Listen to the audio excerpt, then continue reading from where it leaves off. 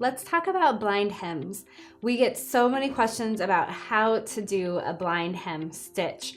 And I think after we get done with this short video, you will be very surprised at how easy setting up and sewing a blind hem stitch will be. You can use blind hem stitches on things like home decor, curtains, Roman shades. You can also use it on apparel like dress pants and skirts.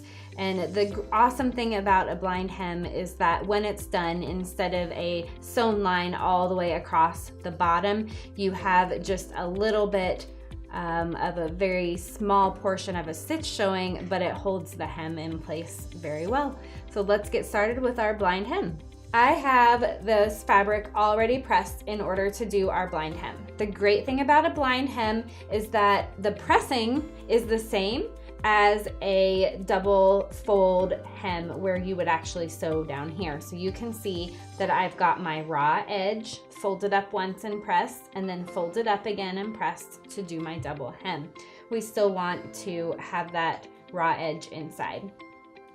What I'll do now is take this double folded hem and we'll lift it up a little bit and take the whole hem and fold it backward on itself and leave a little bit, about a 1/4 inch of this part of the hem showing. And I know that looks kind of weird, but I promise that it will look great when it's done. So I'm going to show you again kind of how that works. We've got our pressed hem ready to go, and then we take that part of the pressed hem and fold it under, but not all the way. We're gonna leave that little bit open, okay? That little bit is what we'll sew.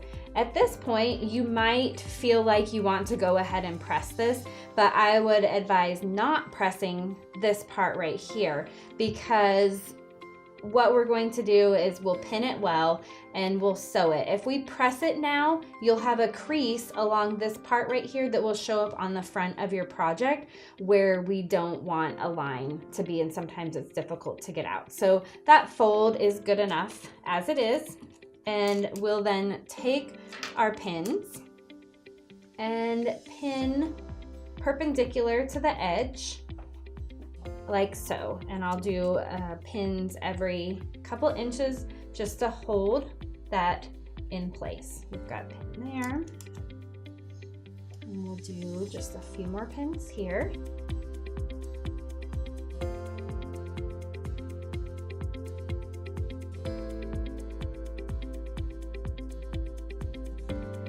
Okay, let me talk to you a little bit about, before we take this to the machine, I am going to be doing this portion so that you can see in a contrasting black thread.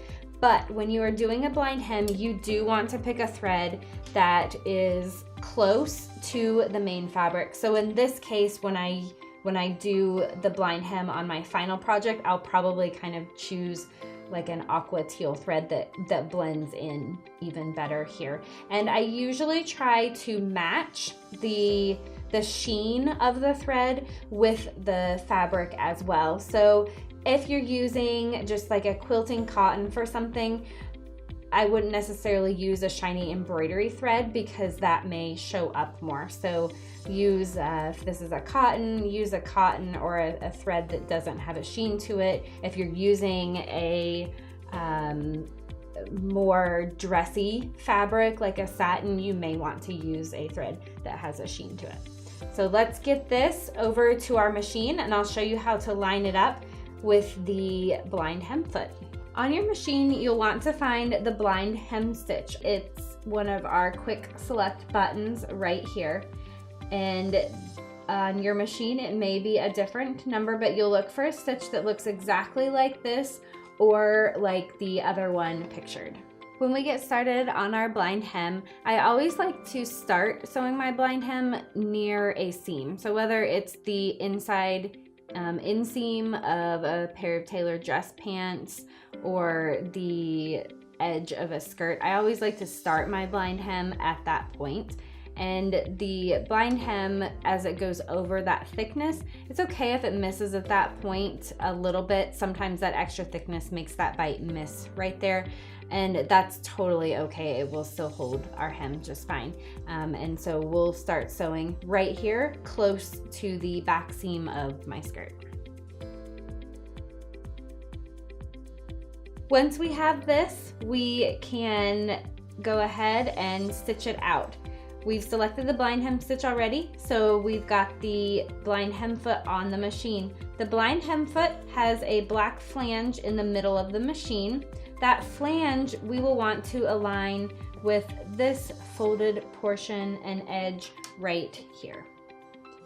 We'll place that and slide it underneath, and you can see that this folded portion right here is lined up with the flange, and we'll go ahead and drop the foot on that. And the way that this blind hem stitch works, it will come and essentially you'll be sewing a straight stitch on this little 1/4 inch folded edge that we left. But every so often it will bump over and bite just a couple threads of this part of the fold that we have. And what I like to do is I'll stitch 1 inch or so, and I always go and check and unfold the hem, and we'll check that bite. If it's too small, it may not catch this hem at all. If it's too large, too much of the thread will be showing through on our right side. So we want to find that just right medium. We'll go ahead now and sew 1 inch or so and check it and see if we need to adjust. So you can see that it's going down and sewing essentially on this part of the edge here, and then every so often bumping over here and doing that. And I'll slow that down so you can see. So it came over and bit that, and now it's over here on this side, and it comes over on the right, bites over on the left, like so, continues on the right. That's the way that the blind hem stitch sews, and we are just watching to make sure that this folded part stays aligned with that flange. I'm gonna go ahead and stop it and cut it, and we'll check it. So we'll pull that away, and that's how it is going to look when it is sewn. Okay, then when we take this portion to check and see if we've got that part right, we can take it over this way and we can unfold it like that. And you can see, because we use the contrasting thread, you can see a little bit of that blind hem stitch on the front with the black. What we do want to do is, to me, this is actually a little much. We can probably adjust our stitch and make it slightly smaller so that it grabs even less and we see even less of the stitch. Of course, when I finish this skirt professionally, I'll be able to use the teal thread, and that will show even less as well. So we've got that. In order to adjust the bite, we'll get this set up ready to sew again, and we will actually adjust the stitch width. With the stitch width, technically it doesn't have a width, but if we make it smaller, my stitch width right here is going down some. That's going to adjust how much of a bite that needle gives over on here. So I want it slightly smaller, so I've moved it down a little bit, and we will just run our test. What I always remind people to do is always run your test on a scrap of the actual fabric that you're using. If you run a test, say, on a piece of scrap denim, but your finished hem is on a quilting weight cotton, that bite, that adjustment that we made may be much different because of the thickness of the fabric. So go ahead and grab a scrap of whatever your final fabric is and use that to make your adjustments.